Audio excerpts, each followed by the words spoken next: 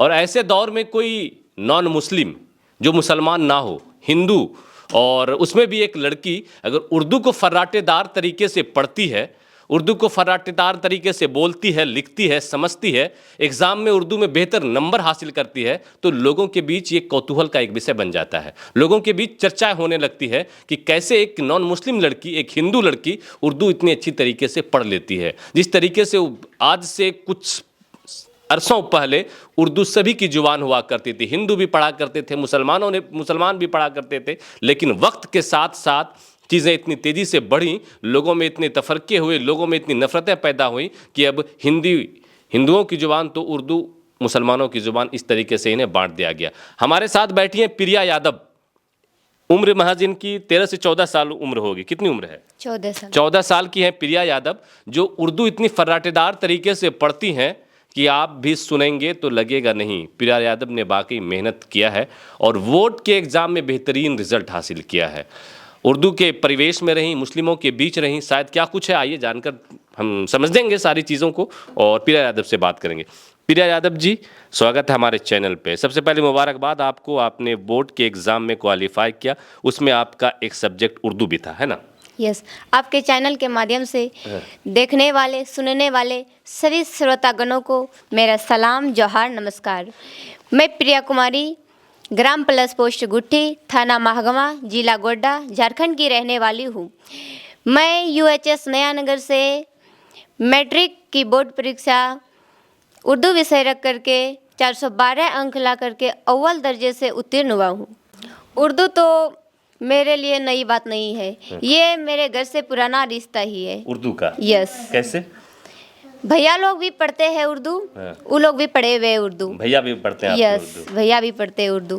ये कहाँ सीखा आपने? मतलब कि भैया से सीखा, किसी मौलवी से सीखा, किसी स्कूल में सीखा, कहाँ सीखा आपने? नहीं, हम तो ये घरे से सीखे। घर से ही सीखे? यस। आपके भैया लोगों ने हाँ, सिखाया भैया आपको? लोग सपोर्ट किए। उसके बाद उर्दू में आपकी इंटरेस्ट जाग गई? हाँ, इंटरेस्ट जाग फिर गया। आप पढ़ने लगे? हाँ। फिर आपने हाँ। उर्दू तो एक मीठी जुबान है। उर्दू का मीनिंग मुस्लिम नहीं होता है, उर्दू का मीनिंग फौज होता है, लश्कर होता है।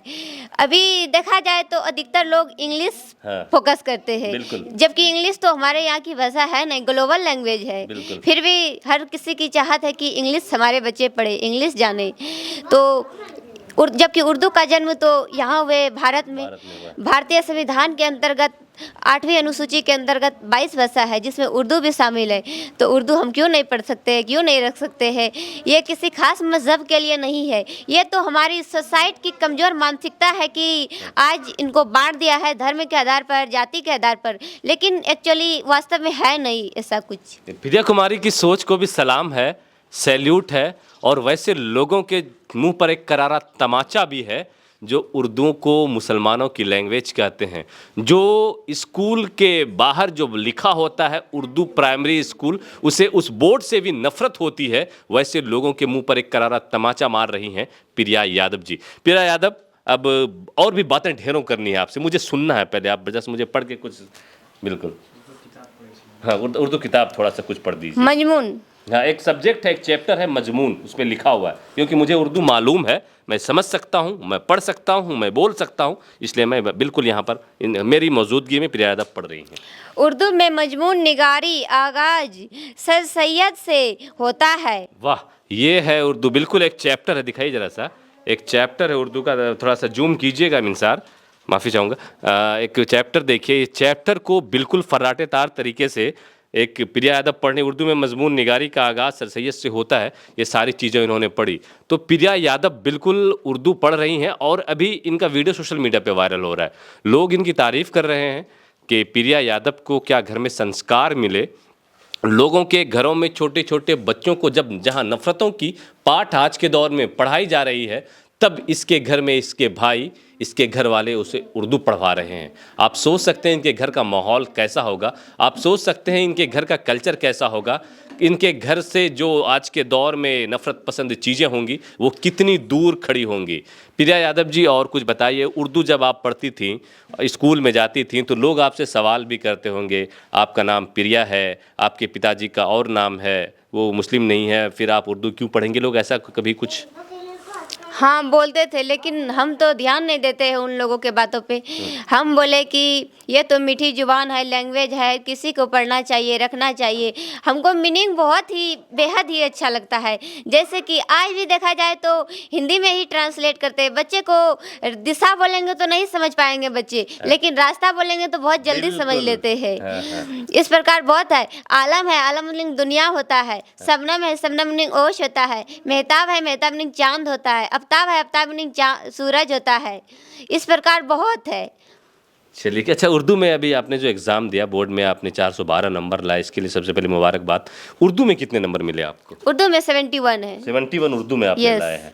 आगे अभी आपकी और पढ़ाई होनी है और इंटर में भी आप बिल्कुल जाहिर सी बात है तो एडमिशन तो लेंगे ही लेंगे। हाँ, क्या इंटर में भी आपने सोचा है कि उर्दू की पढ़ाई करनी है या फिर हाँ। वहाँ पर जाके छोड़ देना है? नहीं, इंटर में भी उर्दू का पढ़ाई करूँगी। क्योंकि आपने बहुत मुश्किल से, बहुत मेहनत करके उर्दू जुबान आपने सीखी है। तो एक मेरी सलाह भी है इनको कि अगर आप इतनी मेहनत किए हैं उर्दू के पीछे, इतने मुश्किल से सीखे हैं, तो इस जुबान को आप साथ मतलब इसका छोड़िएगा नहीं। इंटर में भी आप चाहें तो उर्दू रख सकती हैं, वहाँ भी उर्दू पढ़ सकती हैं, वो भी आपको बेहतर रिजल्ट देगा। और आज के खासकर बिहार में तो कम, यूपी में तो काफ़ी सारे नॉन मुस्लिम हमारे भाई बहन उर्दू पढ़ते हैं।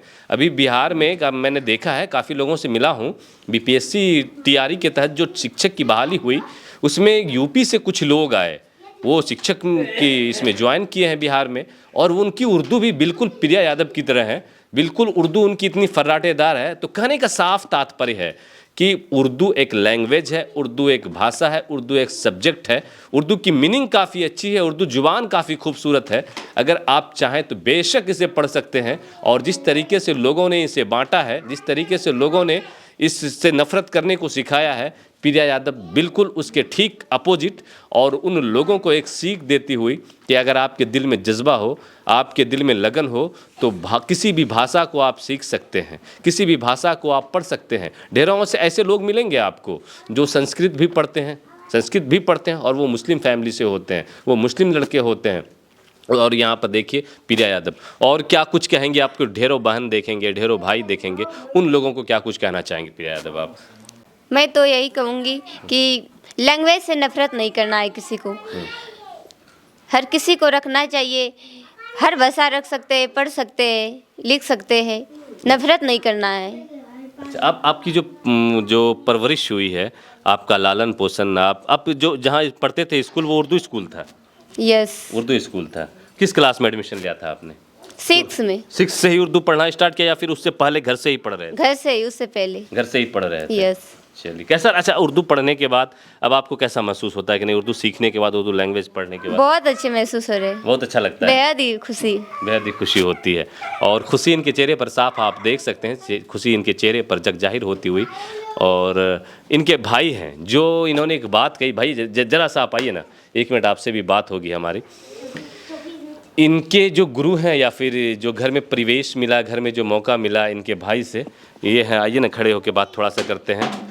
आपकी बहन प्रिया यादव उर्दू इतने फर्राटेदार तरीके से पढ़ती हैं, और उन्होंने कहा कि हमारी पहली जो है उर्दू की जो शिक्षा दीक्षा हुई वो हमारे घर में हमारे भाइयों ने करवाई। तो ऐसा अभी के दौर में जिस तरीके से नफ़रत की हवाएं सरेआम चल रही हैं, भाषा को धर्म के आधार पर बांट दिया गया है, संस्कृत को हिंदुओं की भाषा, उर्दू को मुसलमानों की भाषा, और एक प्रिया यादव के भाई लालू यादव उसको उर्दू पढ़ा रहे हैं। मैं खुद उर्दू से फ़ोकानिया फर्स्ट डिवीज़न पास किया हूँ। हमारे उस्ताद मोहतरम इस दुनिया से रहलत फरमा गए, मौलाना मरहूम सुलेमान साहब, वो हमारे उस्ताद मोहतरम हुआ करते थे। उर्दू एक मीठी ज़ुबान है। इसकी मतलब हमारी बहन ने भी बताई कि लश्कर है, फ़ौज है। ये सियासत ने आज हर चीज़ को बांट दिया, भाषा को बांट दिया, पहनावा को बांट दिया, यहाँ तक खान पान की चीज़ों को भी बांट दिया कि ये हिंदू का है, ये मुसलमानों का। आज इस नफरत भरी दौर में हमें लगता है कि हमारे घर से जो संदेश जा रहा है, या देश में जहाँ भी लोग अगर इस तरह के कल्चर को अपना करके और अगर ये सोसाइटी में एक मैसेज दे रहा है, तो हमें लगता है कि नफरती चिंटुओं के गाल पे एक बड़ी तमाचा है भाई। बिल्कुल, बिल्कुल, बिल्कुल। और जहाँ तक बात है कि ये कोई नई बात नहीं है, हमारा पुराना कल्चर रहा है, भारत की गंगा जमनी तहजीब रही है। आपने मुंशी प्रेमचंद्र जी का नाम सुना होगा, बहुत बड़े मुसन्निफ हुए वो उर्दू के। आपने अशोक साहिल साहब का नाम सुने होंगे, बहुत बड़े शायर वो रहे। उदय प्रताप सिंह उर्दू के बहुत बड़े रहे। आप कुंवर बेचैन साहब उर्दू के बहुत बड़े मतलब शायर रहे। इस तरह का हजारों नाम है मेरे पास जो कि मैं गिना सकता हूँ, लेकिन आज मौजूदा हालात में नफरतों ने भाषा को बांट दिया है। मैं यही कहना चाहता हूं आपके चैनल के माध्यम से कि लैंग्वेज किसी का नहीं है। मेरी बहन ने बहुत अच्छी बात बताई कि अंग्रेजी हमारी भाषा नहीं है, लेकिन आज वो ग्लोबल लैंग्वेज है। वो एकदम आप देख लीजिए, वो पश्चिमी सभ्यता की चीज़ें हैं, वो एक वैश्विक भाषा बन गया। हर लोग चाहता है कि हमारा बच्चा अंग्रेजी पढ़े, लेकिन उर्दू से जुबान इस दुनिया में मीठी जुबान कोई नहीं हो सकता। उर्दू इसी हिंदुस्तान में पली बढ़ी, यहीं जन्मी। अगर हिंदी हमारी माँ है तो उर्दू हमारी मौसी है, जिसे खाला कहते हैं। इसमें गुरेज क्या है? अगर मैं उर्दू पढ़ता हूँ तो माँ के घर से मौसी के घर आया हूँ। और आप भी जानते हैं कि जब हम मौसी के घर जाते हैं तो कितना हमारी लालन पालन या हमारा कितना खातिरदारी होता है, आप समझते हैं। हम आपके चैनल के माध्यम से ये संदेश देना चाहते हैं कि जिस तरह से आज सोसाइटी, कल्चर, माहौल सब कुछ होता जा रहा है, मैं कहना चाहता हूँ कि आप भी अपने बच्चों को उर्दू की तालीम दीजिए। और तालीम का मतलब सिर्फ ये नहीं होता कि हम नौकरी के मकसद से दें। हमारे घर में BPSC की परीक्षा तो हाल में हुई है, अभी 2-4 महीना हुआ है, लेकिन हमारी बहन 2-4-5 साल पहले से उर्दू पढ़ रही है। और तरह तरह की किस्से, कहानियां, गजल। मैं खुद उनका भागलपुर में एक संगम अखबार आती है हमारे घर पे, वो हर महीना आता है। वो एक पत्रिका टाइप का होता है, मैं इनका बहुत पहले से करा दिया हूँ वहाँ। कि उर्दू पढ़ने के बाद क्या होता है ना कि आपसी संबंध जो है एक दूसरे से, हम जैसे एक रिलेशन दूसरे से संबंध बनाते हैं आपसी, अपने विचार को एक दूसरे से आदान प्रदान करते हैं। तो ये जो मिठास भरी लैंग्वेज है, ये जो जोड़ता है, फिर वो क्या एक आनंद में है, एक बहुत हम सुकून वाली हम कह सकते हैं। जब हम किससे बात करते हैं उर्दू से, हमारी बहनों ने तो आपको बताया कि हम भाई नेत्र, नयन बोलते हैं आँख के बारे में, सब लोग नहीं समझता है, लेकिन हम जैसे उनको निगाह बोलते हैं, आँख बोलते हैं, तो सब लोग समझ जाता है। इस तरह हजारों। प्रकाश, बच्चे को समझाया, प्रकाश मतलब बच्चा अचंभित हो जाता है, लेकिन कहा जाता है बेटा प्रकाश के मतलब रोशनी होता है, तो बच्चा तुरंत समझ जाता है उस चीज़ को, तुरंत, कहीं कोई गुरेज नहीं। इस तरह का जितना आम बोल चाल में हम इस्तेमाल करते हैं, फिल्मी दुनिया में जितनी गीत गजलें, जितना कुछ है आप देखेंगे, सारा कुछ है वो बिना उर्दू के मिश्रण का नहीं हो सकता है, मुकम्मल नहीं हो सकता, वो अधूरा है। और ये तो हमारे संविधान ने हमको अधिकार देती है। और ये हमारा 5000 साल का भारतीय मुश्तरका कल्चर में जो हमारी उर्दू की अहमियत रही है, आज भले उर्दू की अहमियत घट रही है इसलिए कि लोगों का ध्यान इस तरफ नहीं है, लोगों ने नफरत फैला दिया है। हम आपके चैनल के माध्यम से कहना चाहते हैं कि आप गहराई में जा करके उर्दू के बारे में जब आप खोजेंगे, सर्च करेंगे, तो फिर आपको लगेगा कि इस दुनिया में उर्दू जैसा कोई मीठी जुबान नहीं है। हम आपके चैनल के माध्यम से जितना लोग देख रहा है, मैं उनको यही कहना चाहता हूं कि अगर आप संस्कृत पढ़ाते हैं, और भी कोई भी भाषा बुरी नहीं है, आप पढ़ाइए, लेकिन कोशिश करके देखिए कि आपके बच्चे अगर आपके घरों में उर्दू पढ़ते हैं तो उनकी बोल चाल, उनका अखलाक, किरदार स्वतः वो अपने आप आला दर्जा का होता जाएगा। इसलिए कि बहुत मीठी जुबान है भाई, ये एक दूसरे को मोहब्बत का ही पैगाम देता है, शांति उन्नति का ही पैगाम देता है। कहीं कोई मजहब नहीं सिखाता आपस में बैर रखना। अल्लामा इकबाल साहब ने कहा है, बचपन में हम लोग हर स्कूल में ये प्रार्थना करते थे कि मजहब नहीं सिखाता आपस में बैर रखना। तो भाई फिर आपस में हम बट क्यों रहे हैं? भाषा के आधार पर, खान पान के आधार पर, कपड़ों के आधार पर। इससे हमारा इंसानियत कमज़ोर होता जा रहा है, मानवता कमज़ोर होता जा रहा है। भाषा किसी एक जाति की नहीं है। आज जो भी लोग कह रहा है भाषा, वो बिल्कुल गलत कर रहा है। कहीं ना कहीं उनको सियासी अपनी लाभ लेनी है, या तो वोटिंग लालच से, या और कुछ है जो कि वो लोगों को बरगला रहा है। हमें लगता है कि अगर हमारे तरह सोच रखने वाले लोग रहेंगे तो नफरती लोग अपने आप वो साइड हो जाएंगे सोसाइटी से। और हमारा भारत की गंगा जमनी तहजीब, जो हिंदू, मुसलमान, सिख, ईसाई का एक हमारा यहाँ पे नारा है, जो हमारा भाईचारगी है, ये मोहब्बत का झंडा सदा ऊंचा रहेगा। और नफरती लोग वो खुद ब खुद हमारे सोसाइटी से दूर चले जाएंगे, या फिर वो बदल करके वो भी मोहब्बत की रास्ते को अपना लेंगे।